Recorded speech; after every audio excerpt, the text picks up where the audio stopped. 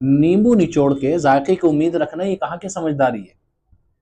मतलब खुद तो गालियां देते फिरेंगे, खुद तो जाकर के रात के 10-10 11-11 बजे तक आप रास्तों पर चौराहों में बैठेंगे, पंचायतों में बैठेंगे, और उसके बाद आप उम्मीद ये रखें कि भाई हमारा हमारी जो औलाद है वो हमारी बात नहीं मानती, हमारा बेटा हमारी बात नहीं मानता आधी आधी रात तक। तो जाहिर सी बात है ना, बाप शेर तो बेटा तो सवा शेर होगा ना। अगर आप गाली देने वाले हैं तो आप इस बात की उम्मीद क्यों रख रहे हैं कि आपका बेटा गाली नहीं देगा।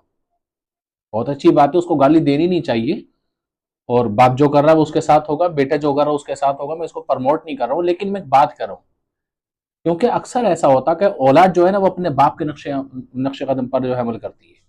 जो बाप करता है वो उसकी औलाद कोशिश करती है, जो माँ करती है तो उसकी बेटी चाहती है कि मैं भी अपनी माँ की तरह करूँ। खुद जो है पूरे घर के साथ बैठ करके फिल्में देखेंगे, लड़का अगर कमरे के अंदर अकेले में लेट करके वो कुछ भी देख रहा है तो फिर आप कैसी उम्मीद रख सकते हैं कि मेरा बेटा जो है इस तरह के काम ना करे। आप खुद बीड़ी पी रहे हैं, सिगरेट पी रहे हैं, बेटा अगर नशा करने लगा तो आप फिर ये उम्मीद क्यों रख रहे हैं कि बेटा मुझसे बढ़ करके ये सारी चीजें कर रहा है, शराब पी रहा है, जुआ खेल रहा है, ये सारी चीजें कर रहा है। ये तो वही हो गया ना कि नींबू निचोड़ के फिर जायके की उम्मीद रखना।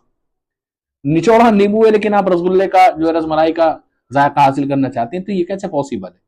अगर आप चाहते चाहते हैं कि आपकी औलाद फर्मा बरदार हो तो सबसे पहले तो आप पर लाजिमी है कि आप अपने माँ बाप के फर्मा बरदार बने।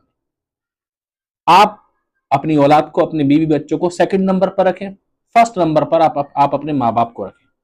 ठीक है। और अगर आप ये चाहते हैं कि बहन भाई आपस में प्यार मोहब्बत करें तो आप उनको सेकंड नंबर पर रखें, आप अपने बहन भाइयों से अच्छे ताल्लुकात बना करके रखें।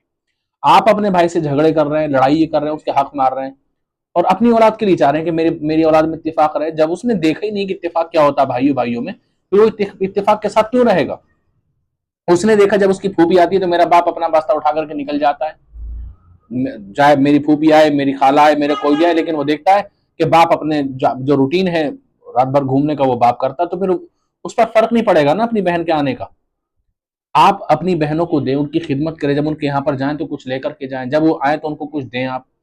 तो फिर कल को आपकी औलाद ऐसी करेगी क्योंकि उसने देखा होगा कि हमारा बाप क्या कर रहा है, हमारा भाई क्या कर रहा है, या जो है माँ बाप का रिश्ता क्या होता है, बहन भाइयों का रिश्ता क्या होता है।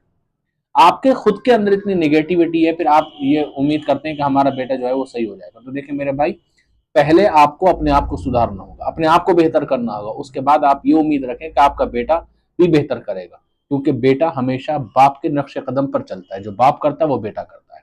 भाषण तो बहुत अच्छे दे लिए, लेक्चर तो बहुत अच्छा दे दिया, भाई ये नहीं करते हैं, भाई वो नहीं करते हैं, वो ये नहीं करते हैं, तो भाई आपने लेक्चर तो दे दिया लेकिन आपने खुद कितना उस पर अमल किया।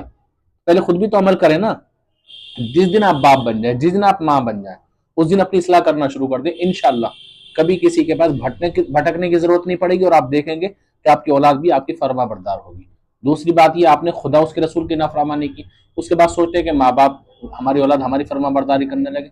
रसूल आज़म फरमाते हैं अगर तुम खुदा के नाफरमान हो जाओगे तो जो तुम्हारे ताबे हैं, तुम्हारा नौकर है, तुम्हारा गुलाम है, तुम्हारी बीवी बच्चे, वो भी तुम्हारे नाफरमान